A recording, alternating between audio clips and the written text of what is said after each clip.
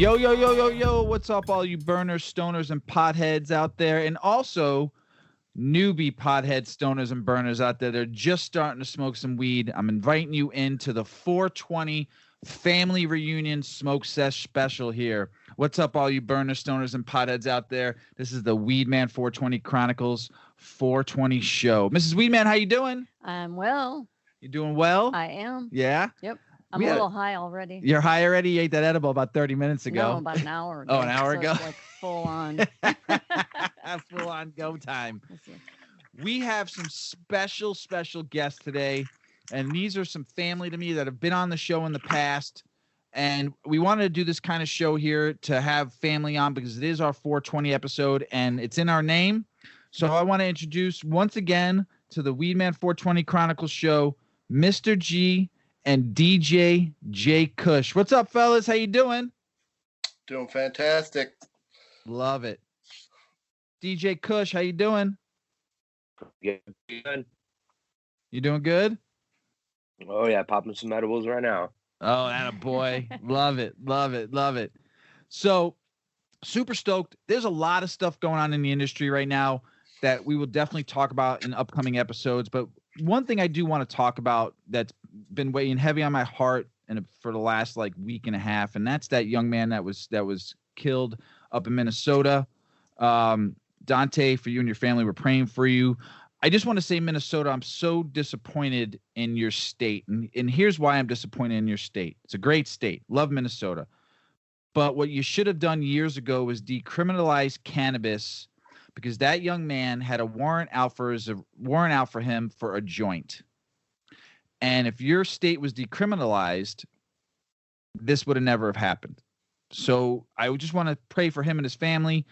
We're thinking about you up there for a joint, Minnesota.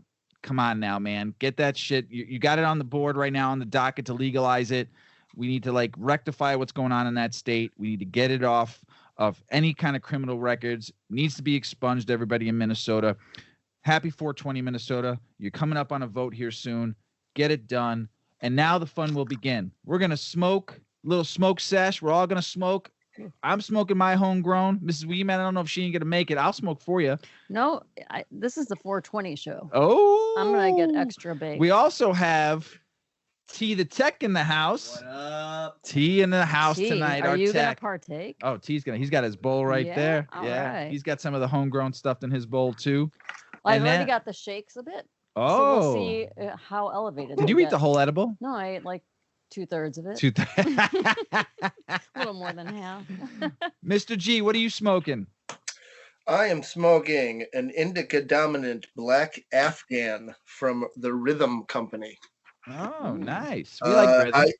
And I've been digging pretty hard into indicas and indica dominant hybrids lately, and I think that's my wheelhouse. Nice. Yeah, Really dialing in that kind of vibe. I like it. Yeah, we're an indica show. Everybody knows that we love our indicas here on our show. So we're definitely indica here. Jay Kush, what are you smoking, my friend? I got my homegrown as well, some Oregon peach, which is some Oregon and Afghan indica mix. So very nice. Nice. And let me ask you both, Mr. G, what are the kind of effects you've been getting on this strain you've been smoking? I'm always chasing sort of an equanimity in my body. I got back problems and shoulder problems and stuff. So that relaxation, muscle relaxation especially. And this one does a pretty good job. I found some others that do better, but they're strains that aren't all that easy to find lately. So I really enjoy the Kush strains, and I know Rhythm has one. They do a kosher Kush that I really like, and every time I do go to the dispensary, when I do go, that is a strain that I do look for. Mm-hmm. It does very well for my endocannabinoid system, and all the body aches go away when I do smoke a kosher Kush. Any kind of Kush, but especially kosher Kush. I had a Blackberry Kush cartridge a couple weeks ago that did the trick real well. But the strain that really did it was the flower strain of. It was called Gorilla Punch. That's the one I'm chasing forever. I've smoked that. It's good, man. That's it's a tasty. wild. I have that in seed, so I Oh, no way. will let you know sometime. a Please, little dude. Yes, hookup, yes. a little friendly home grow hookup See, there. this is what we we're love friendly missing through homegrown this hookups. pandemic is companionship and trading and the communism of cannabis. Oh, it's been great. I got a few buddies of mine that have been growing and been throwing me some strains, and it's been so awesome to be able to try other people's grow. It's been a lot of fun growing on my own, and I know DJ J-Kush is going to talk a little about his newbie growing here in the episode too, because he became a newbie grower during COVID also. And if you're not home growing, learn. You can always talk to our guy Earl217 on Instagram, Wes, if you have any questions. I know J-Kush is talked to Wes. He's the man. Earl217. He's asked some certain questions. Has he helped you out at all? 100%. Just very knowledgeable and just open as far as being a resource, as far as what do you need and how to grow the best you can. Yeah, he's awesome. So Wes, 420 brother, thank you for everything you've done for us on the show and getting us some beans and some great phenos, because we love smoking that strain that we got from you. And we're gonna keep on growing that one as long as I think I got 6 seeds left. So I'm gonna savor those though for a hot minute. I actually did throw some more Majin Fajita strains today in the paper towel, and they hopefully in the next day or two they're gonna pop, and I will get them in the tent, and then they're gonna go outside though. I think I'm gonna try to grow 3 plants outside and see how Mr. Weedman can grow outdoors this year and see what I get. I don't know how high I'm gonna let them grow because they can't be viewed to the public in the state of Illinois.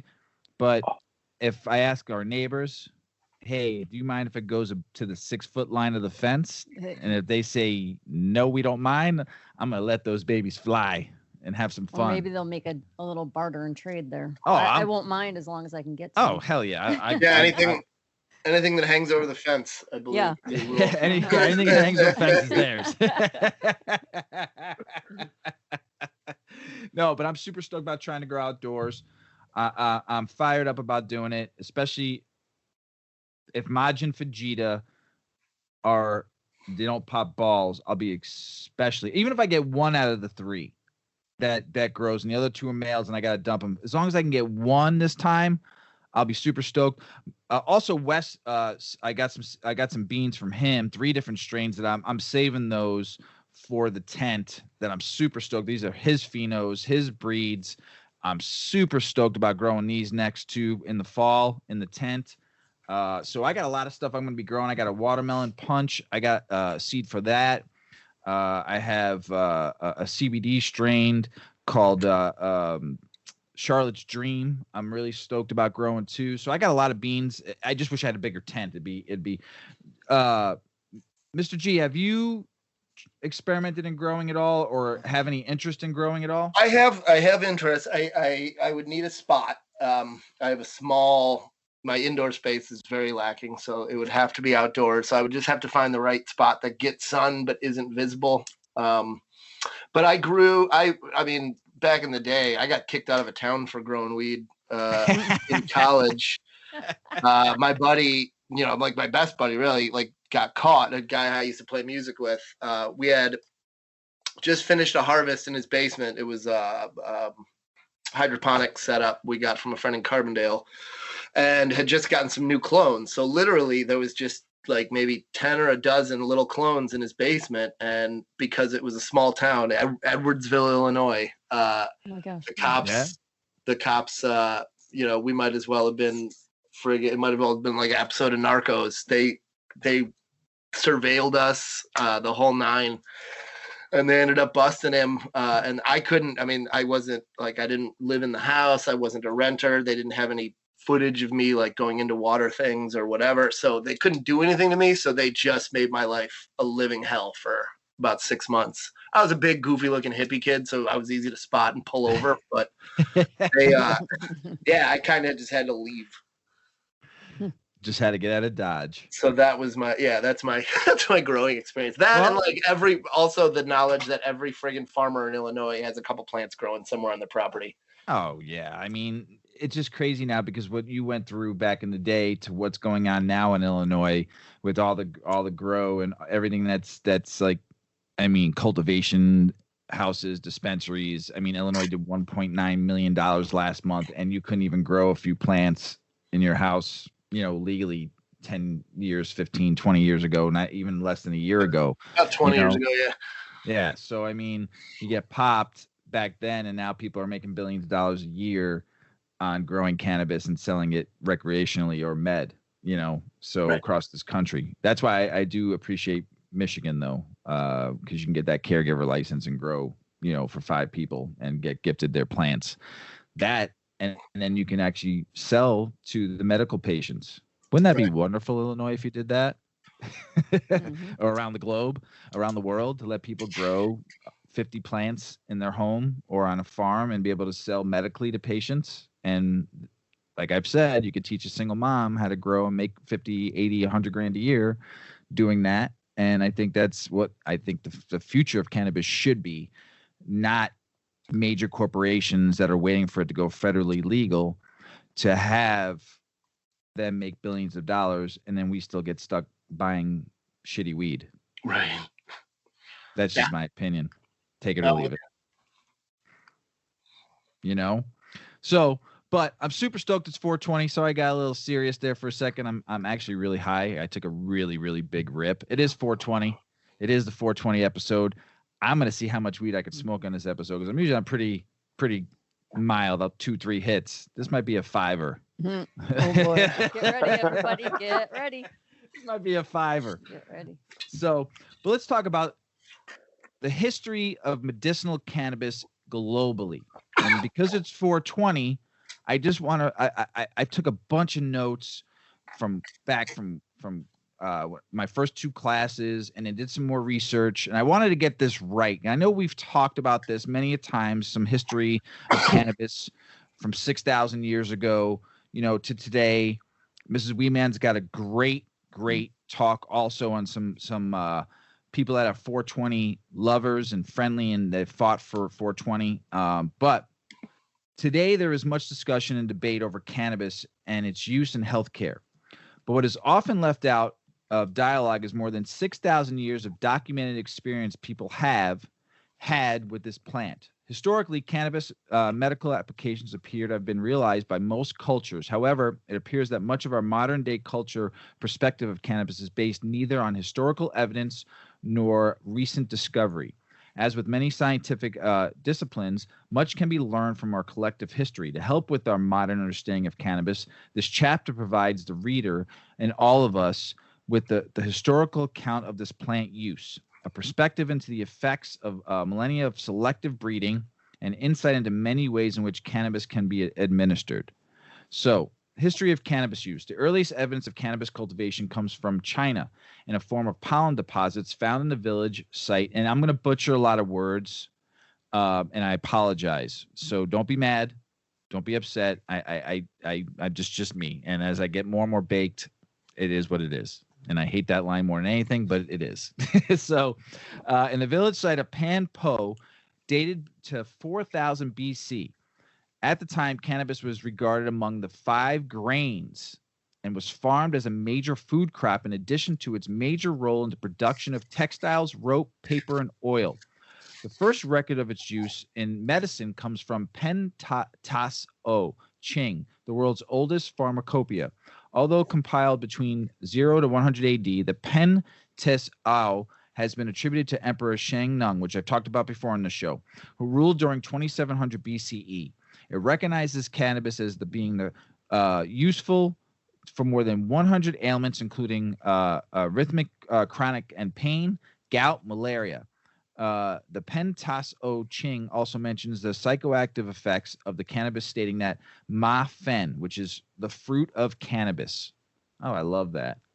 The fruit of cannabis, if taken over long term, makes one communicate with spirits, enlightens one's body. Damn right. I talk to angels every night when I'm baked and I'm fucking flying in the air. So, so this is 100% true on that. And they were talking about this back in 2700 BC, So between 117 and 207 AD, Ha To a physician of the time and the founder of Chinese surgery, described cannabis as an anesthesia. He is reported to have used a mixture of cannabis and wine to anesthesia. I'm going to butcher this word. Anesthetize. Thank you. See, that's why she's on the show. His patients before surgery. As cannabis use increased in China, it spread westward, reaching India by 1000 BCE. Cannabis spread quickly throughout India and was used extensively both recreationally and medicinally. It was also adopted and integrated into religious practices, earning mention in the Atharva Veda, one of the Vedic scriptures of Hinduism. Sorry if I butchered that. As being among the 5 sacred plants of Hinduism and teaching that of guardian angels live within the leaves. And I've said that before. So J-Kush, myself, and any home grower out there, in the leaves of your cannabis plant, there's angels living in your leaves. Cannabis is mentioned within the Vedas as a source of happiness, a joy giver. Damn it, Mr. G, J-Kush, Mrs. Weedman, T, the tech. Doesn't cannabis give you joy? Yeah. Oh, yeah. All the fucking time, I tell you. Mm-hmm. So, you didn't say anything, Mrs. Weedman. I said, uh-huh. Uh-huh. And also the bringer of freedom. Yeah. High five, the high life. Yep. Salute to the high life. Cheerio. To the bringer of freedom. That's great. The Raja Vallabhava states that God's created cannabis out of compassion for humans. Damn, that's good shit. In Hinduism, cannabis was smoked during the daily devotional service. That's awesome. You get more spiritual when you're high. Mm-hmm. You actually can feel when people talk. Would you guys agree? Gals agree on that? You Sure. can actually feel like when you go to a show, a concert, and you're high, the experience is so much different than when you're not. I love going to a show, a concert high, because I can feel everything You just, around like, me. Get into the music. You get into the people around you. You get into the music around you. You get into the vibe. And if it's a great show and the people around you are in that same vibe, because I pass joints when I'm at a show. We can't do it right now because it's COVID, but I used to be able to pass joints to people and light like 10 up at a time. In Hinduism, cannabis was smoked during the daily devotional services. Due to the religious use in India, it was possible to explore the medicinal benefits of cannabis, which led to the discovery that cannabis can be used to treat plethora of diseases and ailments, as we've talked about why a lot of us smoke cannabis. The general use in India included use of analgesic, anticonvulsant, anesthetic, antibiotic, anti-inflammatory. This is back at 1000 BC.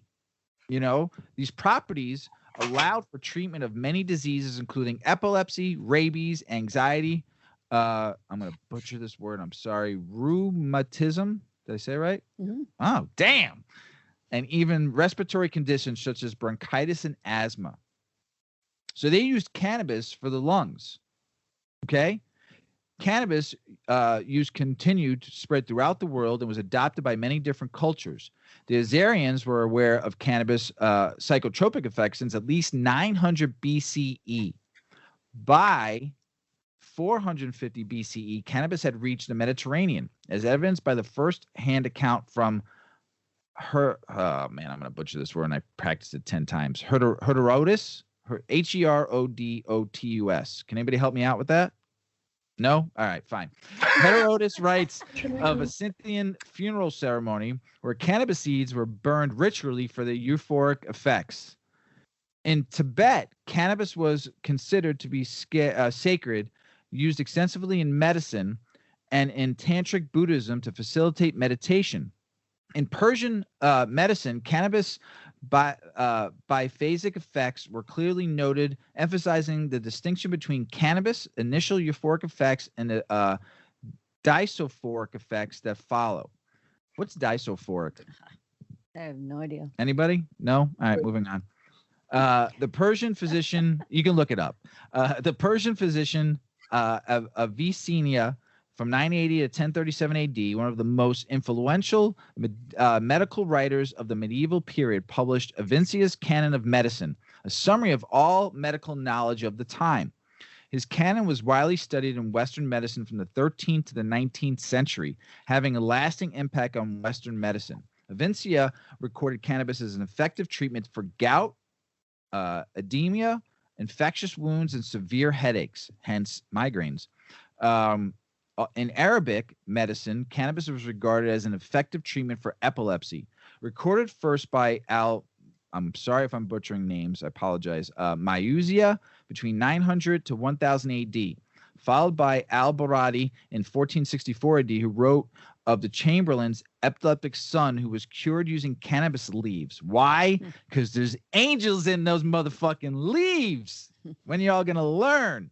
In the 1300s, Arab traders brought cannabis from India to Africa, where it was used to treat malaria, fever, asthma, and dysentery. The 1500s saw cannabis reach South America via the slave trade, which transported Africans along with seeds from Angola to Brazil. In Brazil, cannabis was used extensively in the African community, including in religious rituals such as contembo, which used for cannabis for magical and medicinal purposes. Magical. That plant is fucking magical. From Brazil, cannabis traveled north to Mexico, where it was used recreationally by individuals of low socioeconomic class. Cannabis therapeutic use were first introduced to Western medicine in 1839 when the Irish physician, I'm definitely going to butcher this guy's name, I've been trying to practice it all day, William O'Shaughnessy. O'Shaughnessy, thank you. Published on the preparation of Indian hemp or ganja.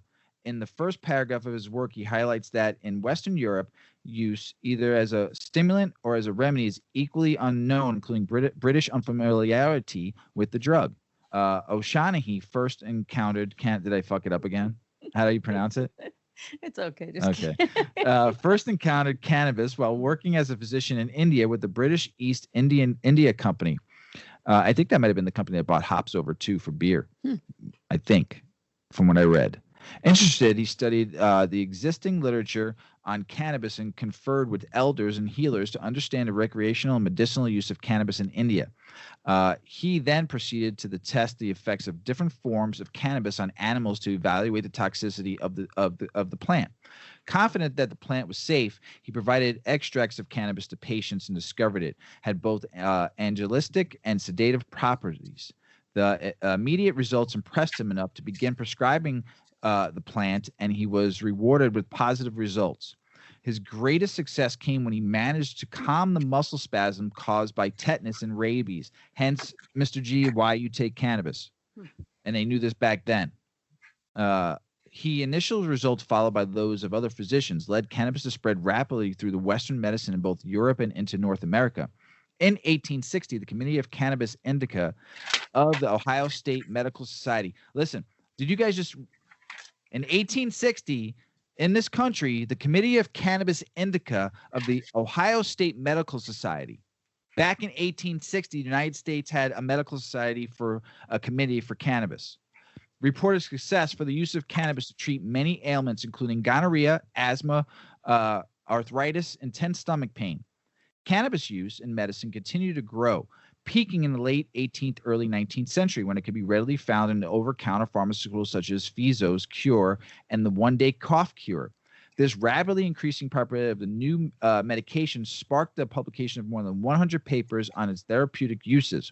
In 1924, Sajus Analytic Cyclopedia of Practical Medicine summarized at the time were believed to be main therapeutic uses of cannabis. They concluded that cannabis was useful in the treatment of migraines, coughing, and inflammation, along with diseases such as tetanus, rabies, and gonorrhea. Man, they had a lot of gonorrhea back then, huh? No condoms, I guess, huh?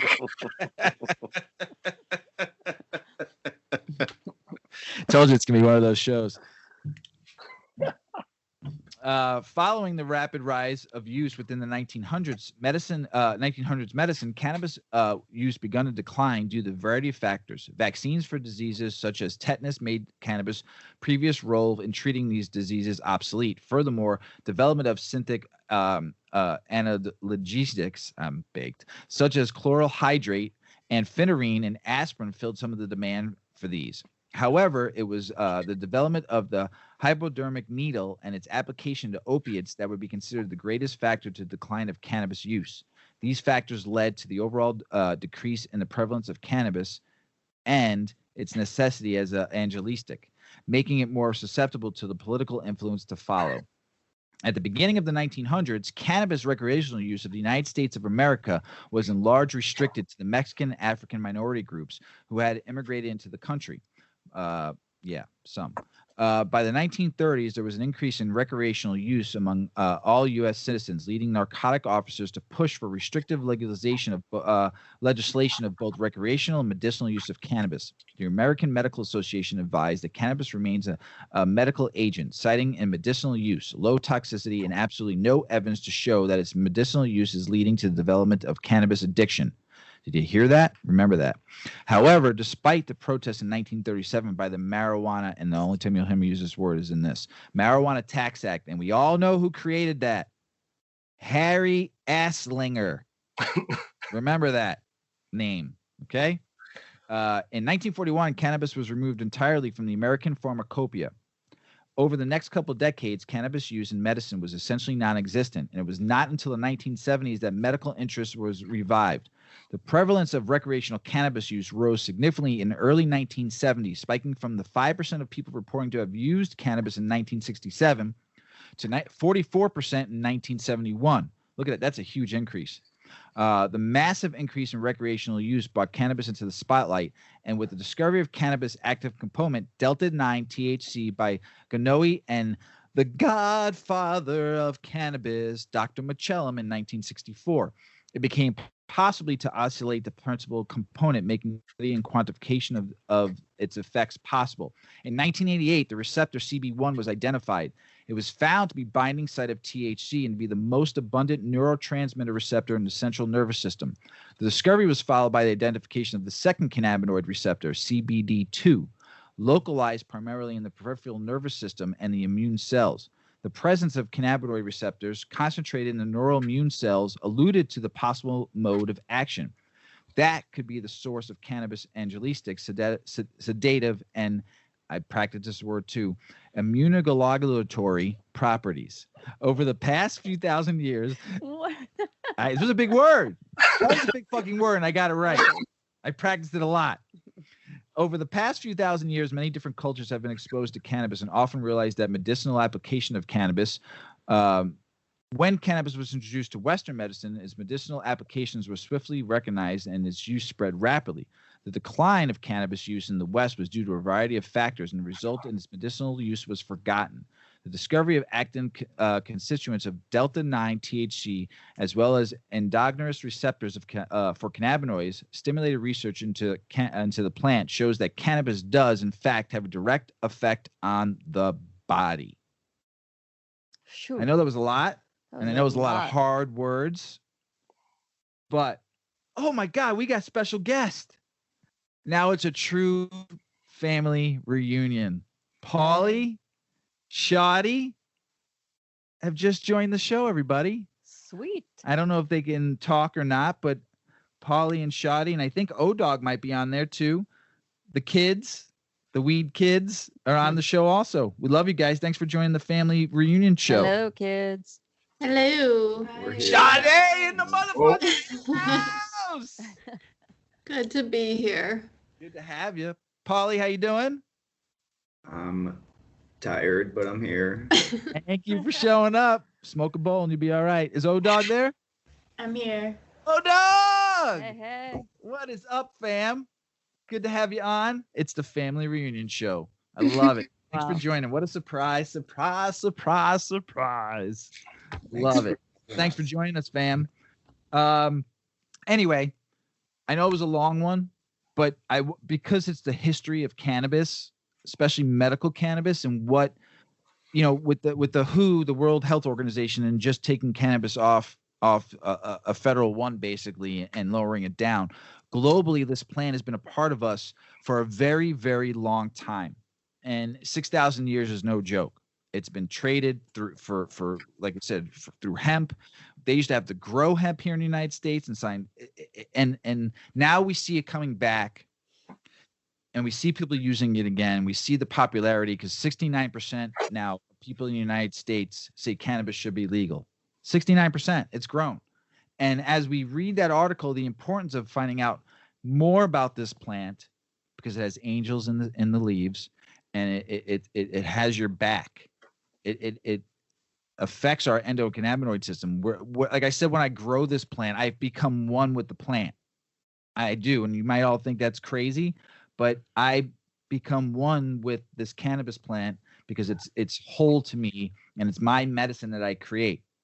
And I'm super stoked for all of you to learn how to grow one day, or at least find some people that grow and go take a look at their little grow sites that they have in their house, just to get the feel of it, to see what it looks like. A lot of people might have seen pictures of what a cannabis plant looks like, or they might have seen maybe they've never even seen what a plant looks like live. You've only seen the smoking factor of the plant. You need to see what the plant looks like. You need to feel it. You need to feel the leaves. You need to smell your hands. And after, how many times, Mrs. Weedman, when we go touch the plant and we mess with it and we water it and we're touching the plants, moving the leaves around, we smell our hands afterwards, and it kind of wakes me up. And then they're sticky. That's the resin. Mr. Weedman, you're like full of passion right now. I am full of passion. It's 420. It's the greatest holiday of the year for all burners, stoners, and potheads. Okay, so I'm just thinking, I think we should all share a story, like a favorite 420 story. Oh, I have a lot. Well, just one. Just one. I'll go. Not you. You're last. I'm last. You've been talking a lot.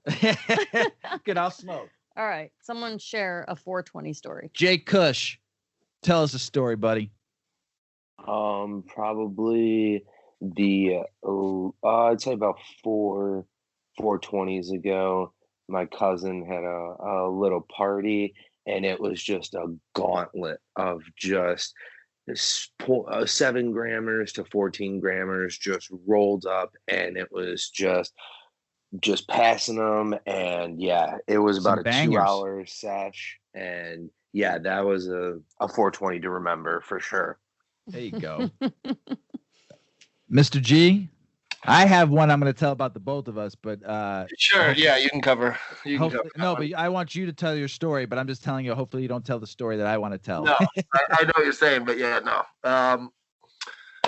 I'm just thinking back to there was like a good 8-year period where friends of mine from college would camp every 420 adjacent, whatever weekend was closest. We would go camp in southern Missouri, down near the mouth of the Ozarks, kind of. I'm trying to think of a specific, because it was pure utter mayhem. We were in our 20s and all that, so a lot of psychedelics, a lot of all that. I'm trying to think. It was so good, that party, that you did all those psychedelics and you forgot how good it was. The thing is, they all blend together. There was 8 or 9 of them, but I can't separate them. I remember there was just a lot. There was one where I started like a 13-mile canoe trip, crashing the canoe and losing almost everything. So I had to spend the trip with no beer. All my weed was gone. My cigarettes were gone. One of my sandals was gone. My hat was gone.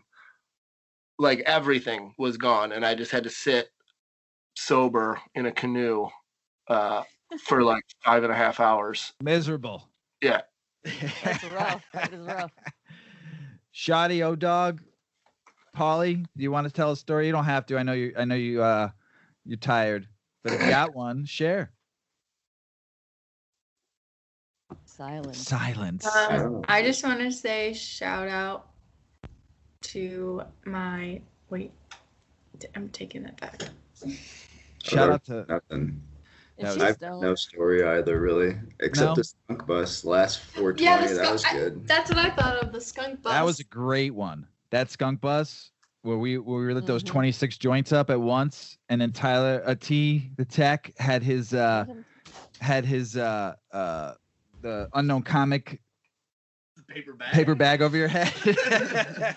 What do you guys remember from it? The entirety of Skunk Bus, I'm sitting there with a damn paper bag on my head, and then we get to that bar at the end of the night with the pizza, and my dumb ass was so baked, I put my used napkin on your brand new slice of pizza. I remember that. I was pissed. Paulie, go ahead, finish it. No, that's it. It was just a good time. I think I was too high to really remember anything. Like, eyes were closed for like half the day. Well, I'm gonna, Mrs. Weedman. Well, I remember that exact day, and that was my first Skunk Bus. So Skunk Bus is like a pub crawl weed fest on 420, or the closest. We did it date mostly to on it. 420. And it was just a bus load of fun. You just smoked, went to a bar and had a beer, smoked, went to a different bar and Edibles, had pizza, and we got everybody in the edibles. bars high with Holy us. cow. So this year that we were talking about was 2019. Yep. And I went on that bus with the mindset of I've never been on the Skunk Bus, and I've never spent a day high. I am going to be high all day. Like, I want to see how high. I want to see, like, what is my max? How high can I get? Oh boy. By like, we had like 8 stops. And I think by 5, I couldn't even speak anymore. Just to give you a little hint of how much, and Mr. Washington, who reached out to me, DM me, and a new listener, and said, we all need to together and smoke. I said, one day I'll get a bus again. And he started laughing, and it could possibly happen again. The Weedman 420 Skunk Bus. Fun. We had shirts made every year. Shout out to 69 Creative, Dembski Art, helped me so much out with those awesome t-shirts every year. And I will say this, maybe one day the Weedman 420 Skunk Bus will happen again. Ooh, that would be fun. I mean, we had about 500 edibles on that, about 100 joints, about 10 cases of beer, snacks. Remember all the snacks? We had 26 joints on this bus, and we stopped at a bar on the north side, and there was so much weed smoke coming out of the windows that the bus driver, the security guard, the bouncer got on the bus and said, I don't want what's going on in fucking here going on in there. Leave your shit on the bus. And meanwhile, I had a bandolera of joints, and like 20 of them in tubes in a gun bullet holder. And I'm like, what am I supposed to fucking do with this? And I'm like, I'm not leaving this on the bus. This is my thing. And I had my hoodie on, and I tucked it underneath my hoodie, and they never knew that I had 20 joints in a gun bandolera in tubes walking into this fucking bar back when it was only medical in 2019. So that was even crazier. Oh my God. That was a good time. That was fun. My funnest 420 was the Weedman 420 Skunk Bus when I did an apartment party. Remember that, Mr. G? I do indeed. Oh. That apartment party up top of Brixie's and was one of the most unbelievable 420s I've ever experienced. It was like a college party. It was a college. It was 100% a college party. It felt like there was about 300 people in this 3-bedroom upstairs apartment of the bar. Mr. G was playing. Mr. music. G, say your band's name. It's called Grit and the Double Knit. Yes, and I always called it.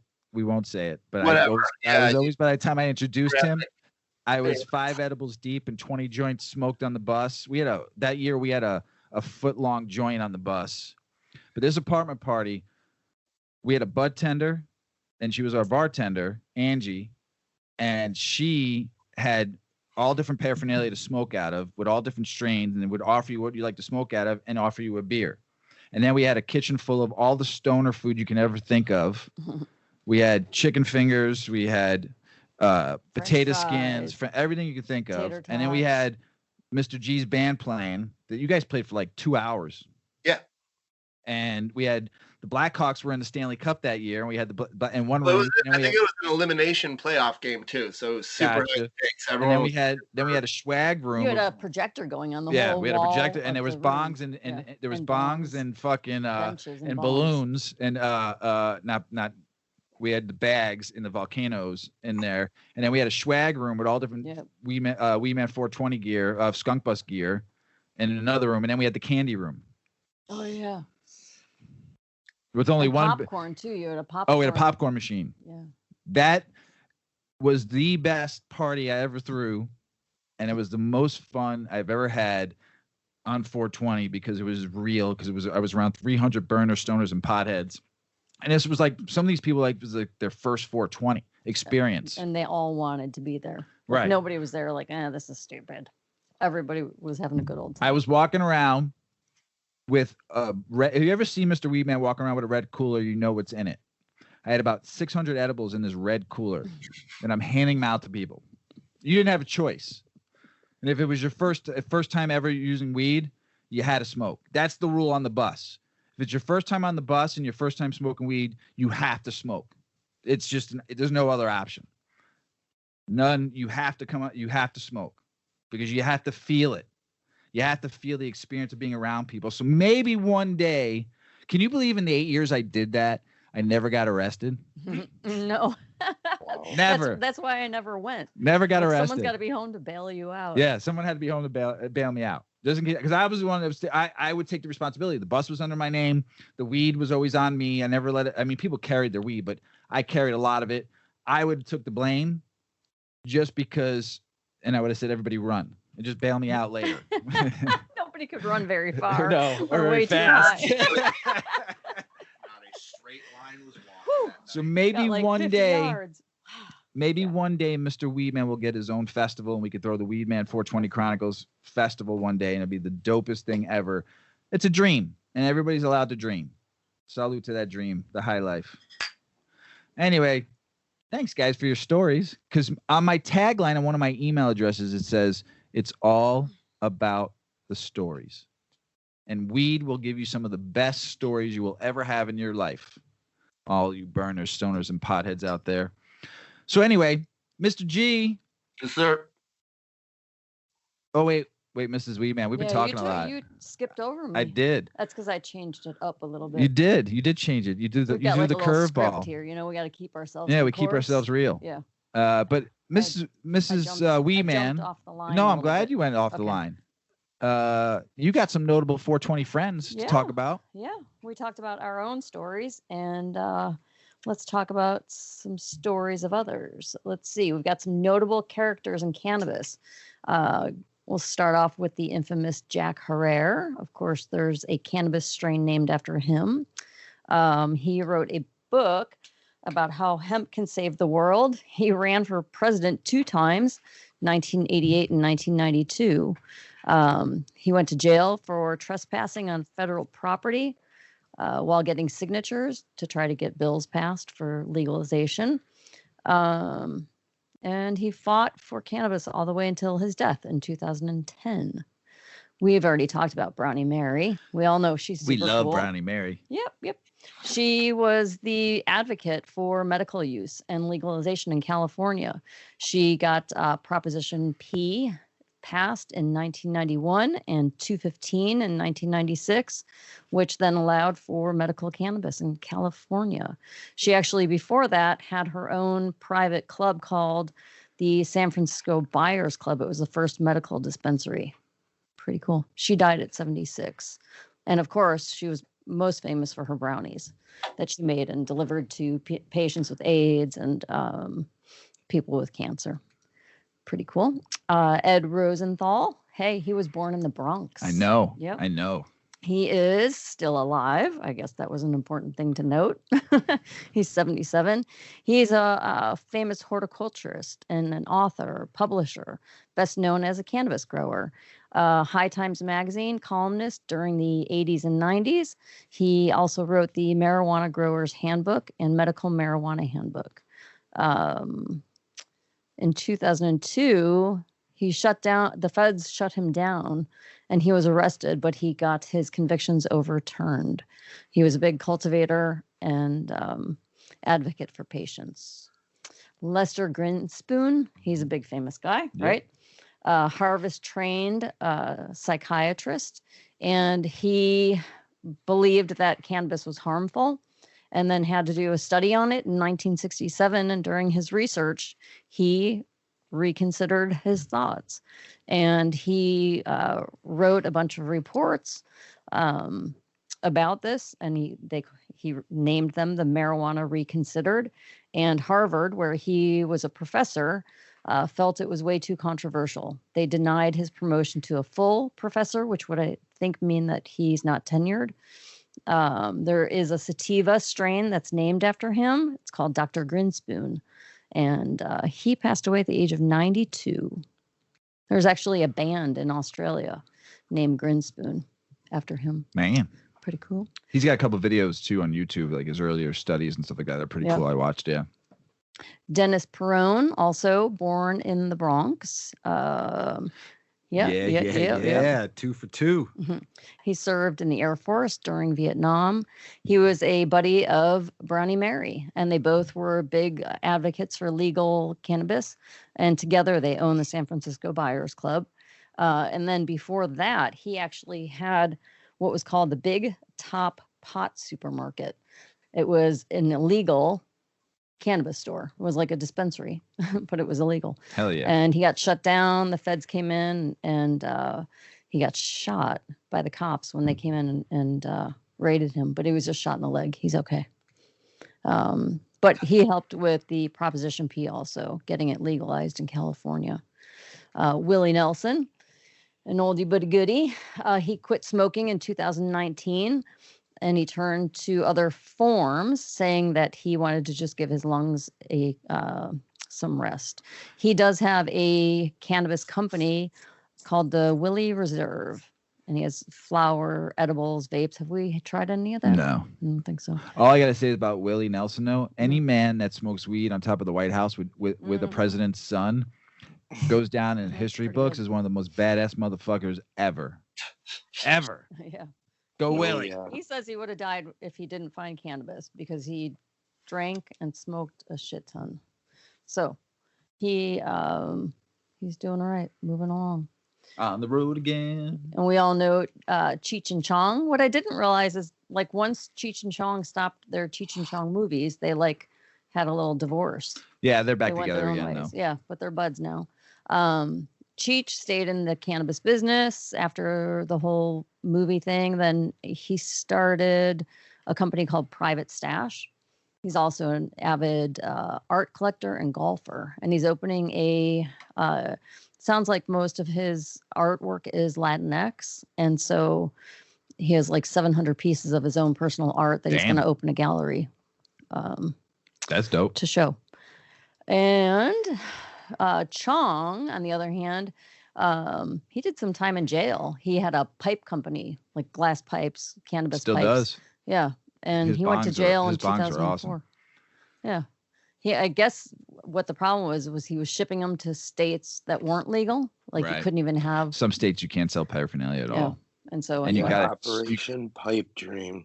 There you go. Dream? And you also have to you also have to call it tobacco use, not for cannabis. When you're like in Indiana, you can't say, "Hey, can I check out that bong?" You can't talk about weed in the stores at all. So, yeah. So he had to do some time for that, but yes, the two reunited in 2008 as friends.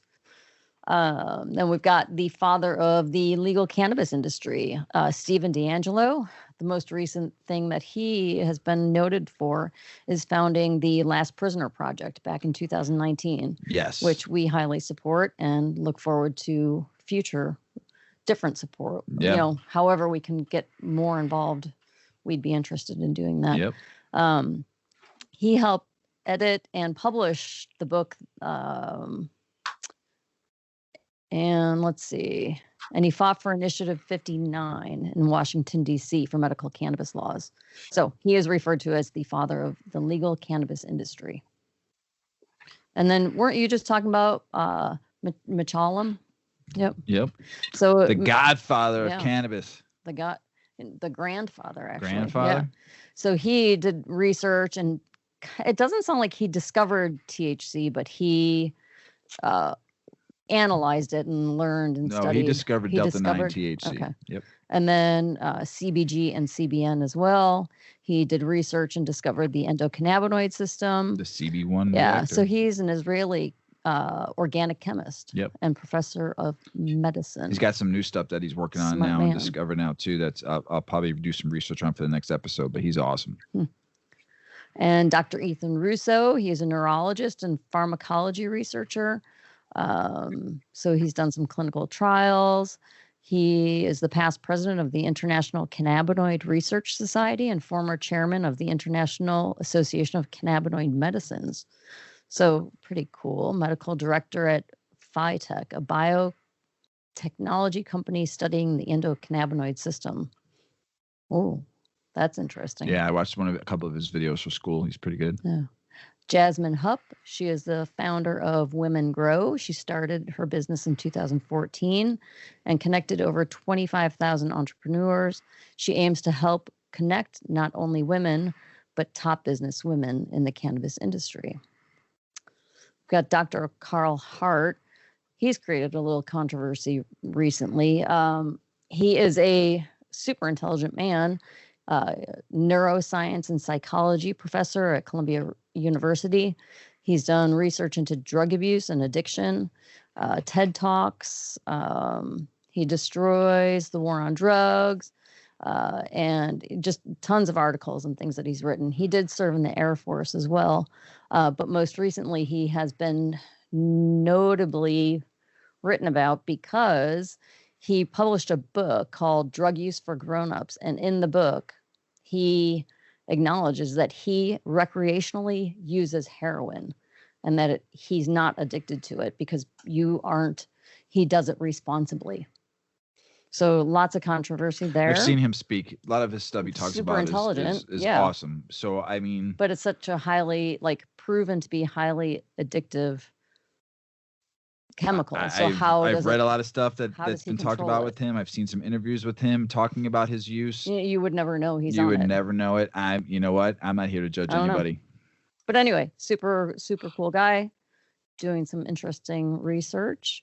He lives in Miami. And then an important organization, NORML, the National Organization for the Reform on Marijuana Laws. Keith Stroop is the founder. And he found that in 1970. There's 2 chapters here in Chicago. We've got Mahoud El Sole, and we've spoken about him before on the show. How many times did you practice that? Today, I did not practice it at all. Damn, that's pretty good. Damn. That was pretty good, right? That's really good. Smooth. Better than me. I can't even get the any of those names right, but I spoke. Oh, you're good. You're good. He's an American pharmacologist, and we talked about him. The only federal controlled and okayed, approved research facility for cannabis is at the University of Mississippi, and he is the director of that. Hey, J-Kush, can you spell Mississippi for us?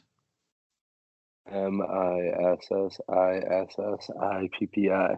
Damn, dog, you spelled better than me. Also trying to keep you on your toes. Thank you. And then we've got the Stanley brothers, and they have just always been known for what they've done with CBD, most notably the Charlotte's Web strain of CBD. They just did a concert for her. They just did the Charlotte Figge memorial tribute. Yep. It was an online concert with proceeds going back to helping research for CBD. Yep. In the name of Charlotte Figge. And then the one and only Snoop Dogg. Oh my gosh, he totally won us back. Well, because we saw him at diehard Riot Fest, and Okay. he showed up 45 minutes late, but then we saw him at the Okay, but Concord, wait a minute. and he was amazing. Wait, we have to back up because his debut album, Doggy Style, released in 1993, the same year I moved to the Florida Keys, and you didn't, but No, not till 94. but I did, and that was like my groove. That song played in my house so loud, so many nights. The whole album, actually, but super cool. I've always been a fan. So then, when we finally had the chance to see him flash forward from 1993 to 2017, Yeah, I think so. Yeah. Riot Fest, and he showed up 45 minutes late, and then he just was He played 4 songs. he was and that was it. annoyed with us in the audience, and it was so sad. Oh my You God. were depressed for a while. I was so You sad. were, because that's I was you've like, always wanted to see him. Why did he let me down? So then we went in. 2 years ago at the Oh Concord. my God, small venue, 500-person venue, Snoop Dogg, and we were standing with the security guard side stage. Smoking doinks, blowing them at him. Fucking amazing. He blessed our joints. Oh my God. And he put on the show that you would expect. Oh yeah. He put on the amazing. Oh God, yes. So anyway, he Snoop stands on D-O his double own. G. He's just amazing all the time. So those That's are some great 420 friends, burners, stoners, potheads. I mean, there's so many more we could have talked about. I mean, but those are some that we've talked about in the show in the past. So, but hey, I got something really cool for you. Last time Mr. G was on, he wanted to talk about cannabis and jazz music and jazz musicians from like the 20s, 30s, and 40s and cannabis. And we didn't get a chance to talk about it. We were talking about a bunch of other different stuff. So, Mr. G. Yes, sir. Tell us some history about jazz musicians and jazz music and cannabis, brother. Yeah, sure, man. So it seems like cannabis was involved from the jump when it comes to the agreed upon birth of jazz, which I think even if you watch the Ken Burns jazz documentary or any of that stuff, you can kind of agree. Picture antebellum South. You've got Jim Crow everywhere except for sort of the planet of New Orleans. If you've ever been to New Orleans, they don't play by the same rules as everybody else. And at the time, New Orleans had sort of exempted itself from Jim Crow. So a much different society existed there, where blacks, whites, and because it was New Orleans being a port and the French influence, you also had Haitians, you had a lot of Caribbeans, Jamaicans living amongst each other, not segregated, and being, upwardly mobile throughout society. It wasn't all that much of a caste system. And then fast forward, I don't remember exactly what year, but I believe it was, like sometime in the teens, Jim Crow started creeping into New Orleans and was, and segregation and all that. And you sort of had like the strata of society, upper, middle, lower class. And through that you had white, Creole, Caribbean, Black Americans, so descended from slaves, all commingling. And then all of a sudden that got divided into black and white. That's it. So Creoles were known to be, kind of upper crust and educated in classical forms. So what ended up happening is you had these classical musicians forced out of society who then mingled with American blacks who played more standard American song forms like the blues and sort of country music, which is really just the same as the blues. And what happens when you complicate the blues, you have jazz music. That's all it is. So that's the birth of jazz. And of course, sprinkled into that scene, Caribbeans, Jamaicans, Haitians, traditionally cannabis friendly people who are bringing that stuff into New Orleans or growing it or whatever. So it seems like cannabis was a part of it from the get-go in the earliest days of jazz music, from everything I've seen.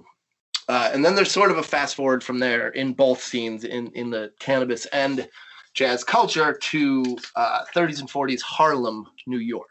And that's where it starts to get real cool. And it's one of those eras where if I could live there, I would, because it just seems like the coolest place on earth. And one thing I always want to because it gets something that gets lost in the translation when you talk about old music is people picture it the way we hear it now. Because what do you hear? Scratchy records. There's no real wall of sound kind of hitting you in the chest like you might if you put on a CD of Daft Punk or whatever. But you have to equate like these scenes back in the day, even if it was a farm party with people playing fiddle and banjo, like that was the hot shit. That was the club of the day. That was the most technologically advanced music. So like going to a jazz club in Harlem was like spray painting your hair green and going to the Spring Awakening Techno Festival. Like it was the same. That was the hip place to be. It was subversive. There was a huge drug scene, and that's where the drugs and the music sort of came together, and you got sort of its own genre, sort of referred to as reefer jazz, but it referred to a whole drug culture. and had all these super cool, slang terms. So through, and a lot of people probably have come across these words, but a pot smoker during that day was a viper. And the reason for that is because when you're inhaling a joint, you hiss. So I would imagine that the slang term was like, hey, man, look at that viper hissing over there, which is, I want to live that in that era, right? Pot was known as tea, I'm guessing, because it was probably brown and shitty. Bait. I mean, you figure it was a long time ago. I don't think they had hydroponics and all that shit. But gauge was another, bait is another term for it. And then doing this research, and I love, oh my God, dude, like the positive outcome for me, just you asking me to do this podcast today, dude. I stumbled upon this thing that Cab Calloway. So if you, Cab Calloway was kind of the king. He was the Snoop Dogg of stoner music back then. He was kind of the guy who really, was the public face of it. You'll remember Cab Calloway from the Blues Brothers or Sesame Street when we were kids. He's the hidey, he's that guy. He's the best. Yeah, and that song is called Minnie the Moocher, and that's all about drug culture. Minnie the Moocher is someone who ends up in Chinatown, which is 100% slang for the place to buy opium. And she becomes an opium addict and goes on this, journey. And she goes with Smokey Joe, who's cokey, and cokey was because he was a cocaine user. Then you have Jerry the Junker is a opium dealer in Chinatown, and all these slang terms. But Cab Calloway actually capitalized on this, and he released. This is the fun stuff that I sort of got to find during researching this.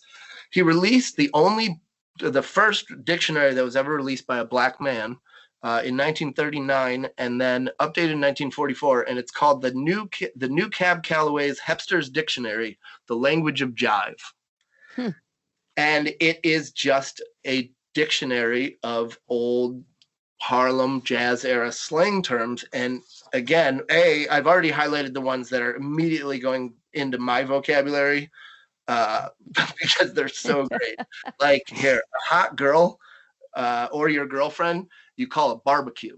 So you'd be like, damn, give me some of that barbecue. Right? Or just even being like, oh, look at that barbecue over there, right? So I'm gonna look at Mrs. Weeman when she's over by in the kitchen, and I'm gonna say, what's up there, barbecue? Dude, yeah. Whereas an ugly or homely girl was known as a battle. A battle? A battle. Like, man, that's nothing but a battle. It's just ridiculous. To bust your conch, which will come up in the song that I'm going to play you, is to apply yourself diligently. So it's like, yeah, man, go fucking nuts on that thing is, bust your conch. Have at it. Damn, I tried to bust my conch last night. It didn't work. Now, there's some good ones. Kids are on the show. Oh, I forgot. The young ones are on. The younglings are on. Look at T's got his face covered. Oh yeah, T just put his mask up all the way across his face. What else? Moo juice is milk. I like that one. And Ofe is a white person. And I did a little because there was no reefer slang. There's not any drug slang in this book because it's a book. I don't think you could put out a book. It probably is definitely as a black man in the 1940s where you're openly saying this is what we use to talk about drugs. But he snuck in Ofe as a white person, and that's like. It's pretty subversive to have done that because Ofe is Pig Latin for foe. So it's like saying friend or foe, and the Ofes are the white guys, So it's very subversive that he slipped that in there. I was kind of like, damn, dude. There's a couple terms for policeman. Pounder is a policeman, and a snatcher is a detective. Kind of like that. Oh, damn. Yeah. Like, man, and Pounders was down here. Or, yeah, the snatchers took them. Like, it's just and there's probably a couple hundred different little slang terms in here, so you'll start hearing them coming from me in regular conversation as soon as I can get yeah, can you email me all those slang terms? I'll email you the link, dude. I found it. If you would like a copy of the actual book, the cheapest one I found is about $750 on eBay. Oh, whoa. Damn! It was a collector item right there. Yeah, one printing in 1944. Wow. So all that to say, like, yeah, that's where, and I tried to do a little research to see if anybody talked at the time about why they use cannabis besides, and it just seems like it was just part of what was going on. It was like, why do you use Molly if you go to raves, or why do you, there is a 1943 Time article that kind of really blew the doors open on the jazz scene and its relationship with cannabis, and a couple of musicians in that talk about the idea of time slowing down and obvious changes to their sense of hearing, which I'll attest to as a improvising musician. That's huge, and it hits. We've talked about cannabis heightening senses. Mhm. Yeah, big time. So I can see that definitely. Yeah, and I'll attest to the same thing. Like what's different now and promising, I think, is the fact that you can dial in that feeling a lot more than you could when you just had to buy a joint of tea from the local reefer. Strains are a thing now, and terpenes, and you can really dial in your strain to catch the buzz that's your good creative jazz buzz versus the one that gives you a panic attack on stage versus the one that that's the thing, dude. Black market weed, I never knew what something was going to do. So one of my rules was like I could never smoke anything new before a gig. It had to be something I was established, because like if I got some new shit from my dude right before a gig, that could be the one that's like super sativa heady in your head, and next thing you know, there's 70 people looking at me. You forgot you're supposed to be playing. People not looking at me, and I'm so bored out of my gourd that I'm like just in my own head. Oh shit! So, and then obviously our friend, it turned around on itself because that hedonistic scene in Harlem was spreading all over the country. You had a scene like that in Chicago. You had a scene like that in Kansas City, St. Louis, and it was scenes of minorities having fun, and we all know how our buddy Harry Asslicker feels about that. So he used. I like that too, ass licker, ass slinger, and yeah, ass that guy's licker. name, dude. I've known it forever and ever. He's the buzzkill of life because all it is racism and bullshit. And he used the jazz music scene, and obviously the fact that Mexican immigrants were using it, the fact that blacks were using it to scare the shit out of people. Louis Armstrong was famously jailed for 9 days for smoking a joint in Los Angeles, which would, and again, Louis Armstrong at the time. Hold on. Can I say something about Louis Armstrong? Yeah. I'm not always the best with music and songs, but his song, I See Fields of Green. Was he talking about weed? Probably. I think so too. That just popped in my head since you mentioned his name. Go ahead, sorry. Yeah, what a wonderful world. Yeah. Dude was, I think he was an opium dude too, or I don't even know if it had evolved to heroin then. It was a wonderful world to him if he was on opium. That might explain Toy Story. But yeah, he was one of the people that was made an example. I mean, they would be like Louis Armstrong was one of the most famous people in America at the time. So it would be like friggin', I don't even know who you can compare it to. It'd be like Oprah getting jailed for smoking weed, like it was huge to jail him and make an example of him. And, of course we know that it wasn't long after that it was criminalized down to as criminal as any other, hard drug. So that's where it all ended. Not ended. I mean, it just obviously like the what do you want to call it? The jazz age. That's what ended the jazz age, I would say. You had the jazz age, and then you had the hippies that were targeted by Nixon, sure, as being lazy, pot smoking, troublemakers basically. Yep. So you have some generations and some eras that were targeted, and races that were targeted for cannabis. So it's just and now it's rap culture too. Right. So.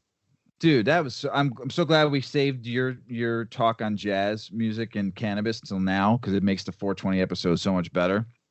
Hey, you're gonna play a song for us, right? I sure am. I'm fucking so stoked. Whenever you're ready, brother. Yeah, dude. Yeah. So this start playing.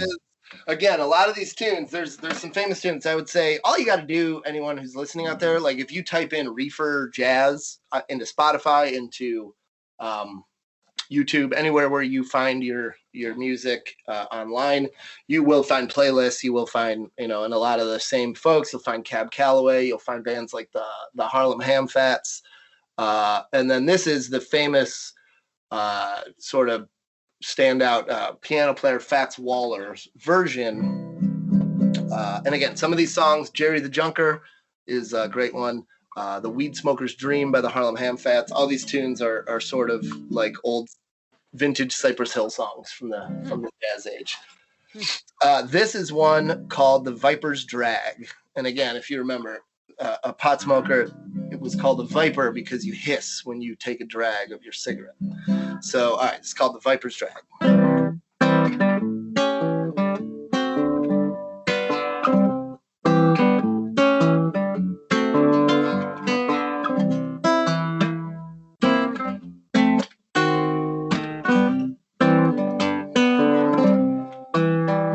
While I dreamed about a reefer 5 feet long, bit too big, not too strong. You'll be high, but not for long. If you're a viper, I'm the king of everything. Got to get high before I swing. Sky is high, so am I. 'Cause I'm a viper. If your throat gets dry, you know you're high. Everything is dandy. Truck on down to the candy store and you bust your conch on some peppermint candy. Well, now you know your body's spent. Don't give a damn if you don't pay your rent. Light that tea, let it be. If you're a viper, alright, vibe with me.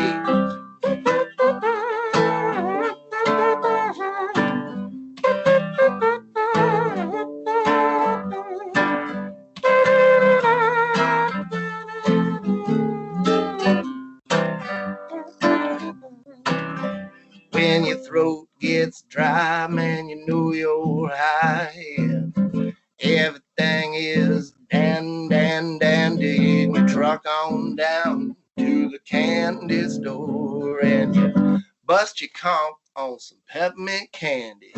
Dream about a reefer 5 feet long. A little big, a little strong. You'll be high, but you don't know how long.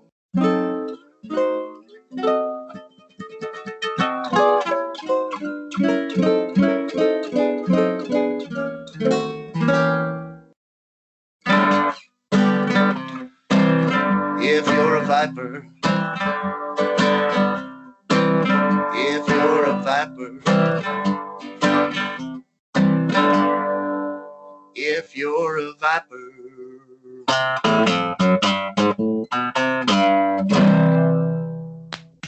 Wow. That You- was great. Mr. G, I couldn't have asked you to play a better song than what you played for this fucking episode. Well, thanks, buddy. That was Thank amazing. you. That was Thank you awesome. for the gift. Dude, Unreal. thanks for having me. This is mad fun. Oh, so good. Shorty, the producer, do you approve? That was amazing. Round of applause from over here. Appreciate you. Thank you. Paulie, O-Dog, Gwen, Rue, our grandkids, their pets. I'm on my fourth hit. I'm on my fourth hit. This might be a 6-7 hit show because we're running I along. should So take one more. hopefully you're sticking with us here. I know we're running along, but that was something special by Mr. G. Maybe Mr. G one day we'll do another Weedman 420 Skunk Bus and have you play again. Hey man, I'm down.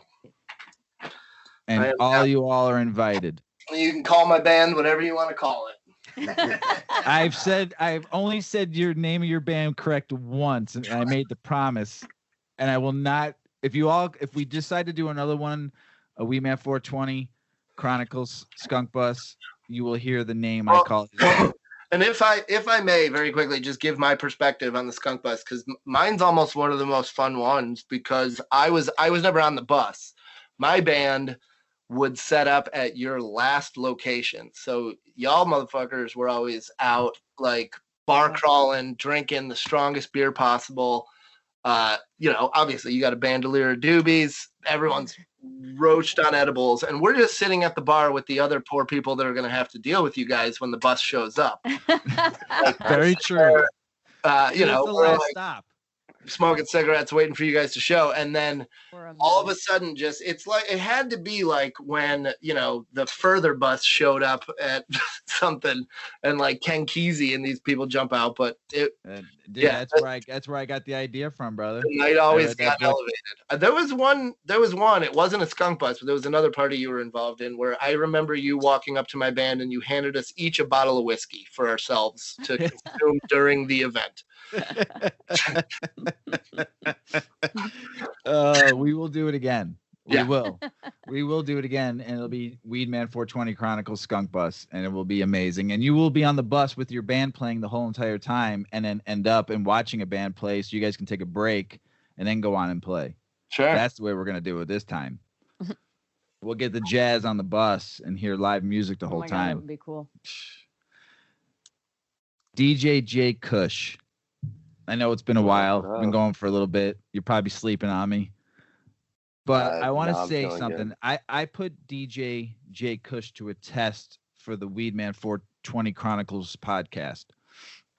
And I don't know the history of your DJing, and I've heard a little bit, but not much. But I've seen your post on Insta and watched you do a little set here and there and stuff like that. And you sent me your SoundCloud. And, dude, you can DJ. I have to admit, and I put you through a test, and the test was to do a 4 to 6 minute outro song of the show, different from our normal music. So all you listeners can hear some 420 music where you're listening and driving on 420, and the last 5 minutes and 41 seconds is DJ J-Kush throwing some 420 music out for you. So. But it's amazing. I listened to it about 10 times today, and I had a smile. You can ask Mrs. Weedman. I was chasing her around the house dancing like a fool, so excited that you put that song, that beat together. Thank you. It was fun. And I'm excited when everyone hears it. It'll be the last 5 minutes and 41 seconds of the outro of the show. So stay tuned for that. But you and I have been talking. You're a newbie grower. How's it been going? How's things going? You sent me some texts, man. You were in a little trouble, and you got one. How's it been going, though? Because you made some fucking weed bomb for me that is unbelievable.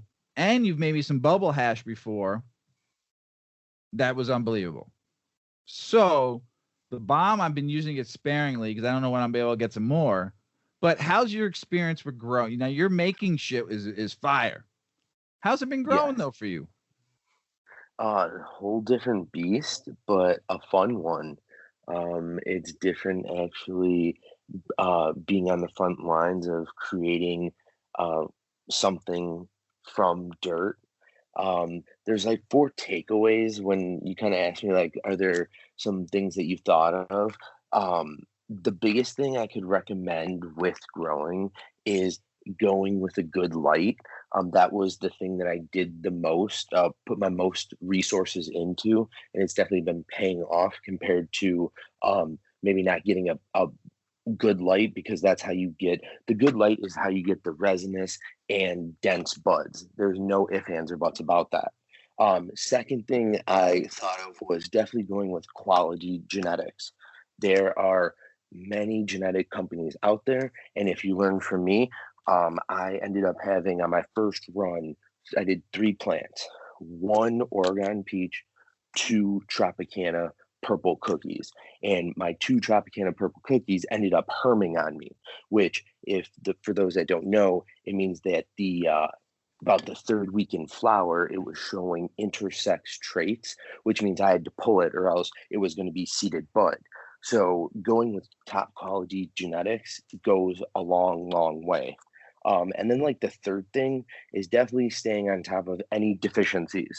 Like you said, I was battling one mainly because I thought I was in a super soil when I was actually in a more of a just a regular organic soil. So after about a month or so, it started to eat up all the nutrients, and then I had to amend it so it was getting everything it needed. So those are some things that I thought about that really helped the situation, and I hope it helps anybody who wants to grow or is growing right now. Thanks, J-Kush. And just a little quick brief. You were talking to me. We talked on the phone. You were telling me about that chem dog history a little bit. Give me like a minute or two about that chem dog history. You were talking about that strain. Yes, that actually is what I got into growing because there's this strain called GMO, and if anybody has found it, it's a very funky strain. It's Chem Dog times Girl Scout cookies, and essentially Chem Dog came about in 1991 at a Grateful Dead show where he met this dude called Joe Brand who had this really, really good bud that nobody else had. So they linked up. It ended up he ended up getting basically an ounce sent to him. It had 13 seeds in it. They popped the 13 seeds. Those ended up becoming different variants of the different chems that you have. You have Chem A through D. Chem 91 ended up being the most prolific strain and ends up being a backbone to many other strains down the road. And my favorite strain that Chem 91 ends up basically leading to is East Coast Sour D. So basically in 94, this dude named AJ was messing around with the Chem 91 and this unknown Herm Diesel. And next thing you know, we have AJ Sour Diesel. And that is one of my favorite strains. Nice. Cool. Nice. It's crazy how basically the history just goes back and what you can get from crossing one strain with another, the different phenotypes. And really, that's the thing that excites me about growing the most. Sweet. Like, So, could you imagine if that leads to like being to a dispensary and saying like, I need like something that really helps with some anxiety, but I want to feel restful. Like you just give them your ailments and then they have like an exact strain for you. it's getting there a little bit here and there, could get there. but it can get better. You know, it's eventually going to be that way because that's Yeah. what people are going to want to know, especially people that are now getting into it, the newbie grower, the newbie smoker, you know, the newbie wanting to see get off of opioids and all these other different types of ailments they're having. It's going to be like where you go and you're going to have a card you're going to have a card from your doctor going, this is the strain that's good for these. Do you think that they would ever this is what they should grow for you? That's why the caregiver program is so good in Michigan, because you can actually find out what your patient has with that ailment, and you can find a strain or a pheno and grow for that patient specifically, so he knows that's this person's named strain this for his grow. Here's his 5 plants. Wait, I just had a thought. Do people ever grind like 2 different strains together and smoke it? Dovboy, who should be here today, but he's doing his back alley deals, and Paulie used to grind a strain together. It was Vanilla Kush and Skywalker OG, and they used to love combining those together. Paulie, you still on? He's dead. Yes, that was our favorite. So is it uncommon though, or no? Would you say most people just smoke one? There's strain actually at a name for it. So I call it a mixed salad. That's it. Mixed salad. Thank you. Thanks, Kush. Appreciate it. So imagine that. Like you could even go to a dispensary and they're like, well, this strain and this strain and this strain would be perfect for you, but you need more. So you're talking of about one. a triple banger? No, they make you like a mix. They make you a blend. I get you. And then they grind it up and then you smoke the grind. Like well, you just gave away combo. your secret, so now someone's going to steal it and use it at their own dispensary. I'm always giving good ideas away. Oh, man. Skywalker. What'd you say? Vanilla Skywalker. That's what you were calling it. Huh. You and Dovboy. Oh, you would get baked. You had it before? Yeah. Oh, yeah. Those two would smoke. Dov would roll blunts. Dovboy would roll blunts with that. I think they did that on accident, though, just leaving, little ends of the grinder just sitting in your guys' rolling tray for like weeks at a time. They just kind of mixed and mashed whatever was there. Yeah.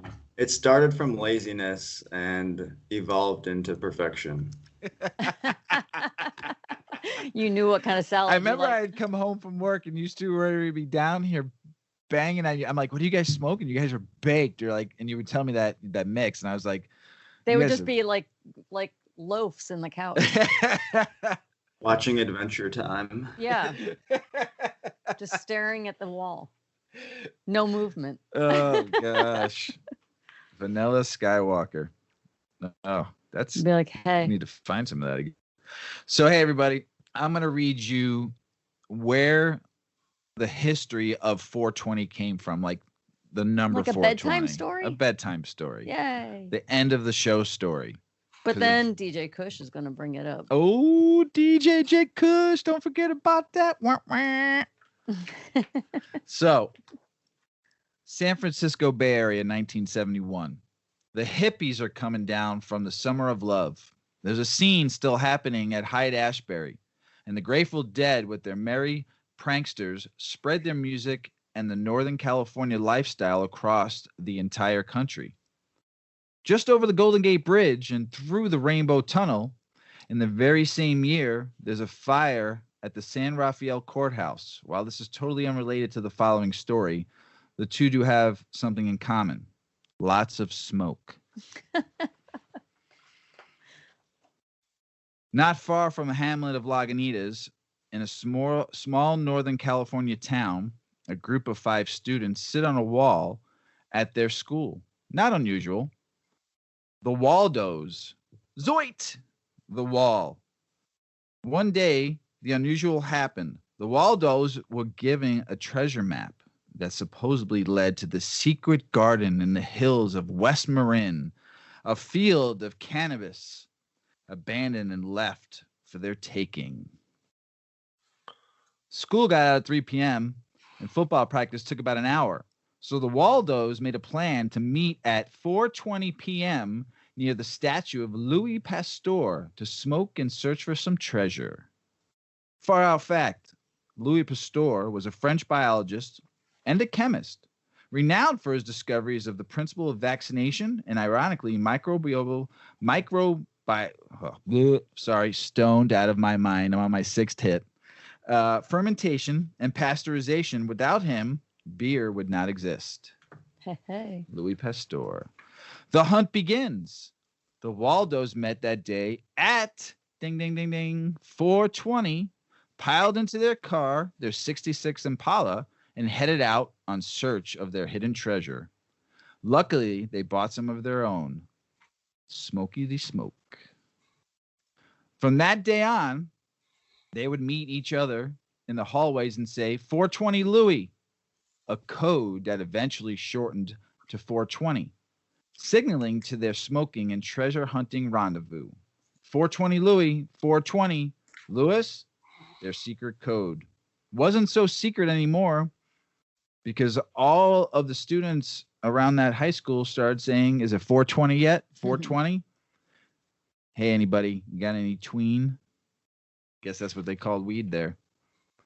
Through the 70s and 80s, the term 420 spread around the small North Cal community and to the neighboring Hyde-Ashbury scene.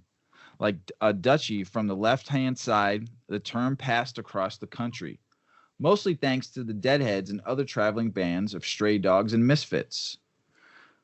Let's hear some what other people thought where 420 is. Some thought it was the police code for busting folks smoking marijuana. Far out fallacies, like a game of telephone. The origin of the term got a little hazy. Some even linked it to the day Bob Marley died, but he actually died on May 11th. Others attributed to a Bob Dylan track. Some even said it was just like a code for what'd they say? Hitler's birthday. People said it for. Bunch of stupid shit. So when the Waldos would travel, they couldn't believe where they'd find it and how much their simple code have evolved and spread over the years. In the hills, 2 treasure hunters got to meet these guys. From the brewery of Petaluma, there is shared the communities through the Bay Area, the whole 420 story, and the tribe began. So that is where 420 came from, ladies and gentlemen.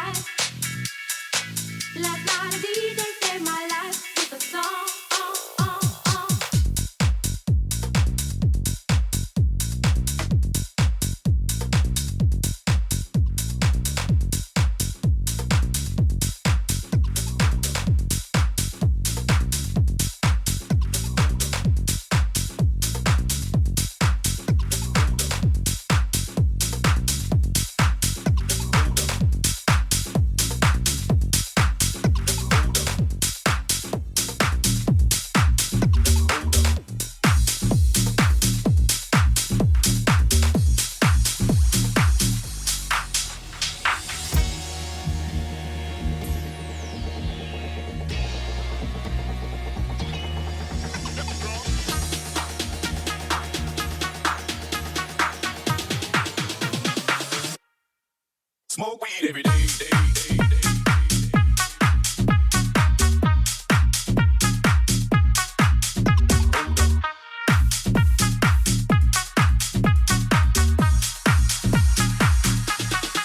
Smoke weed every day.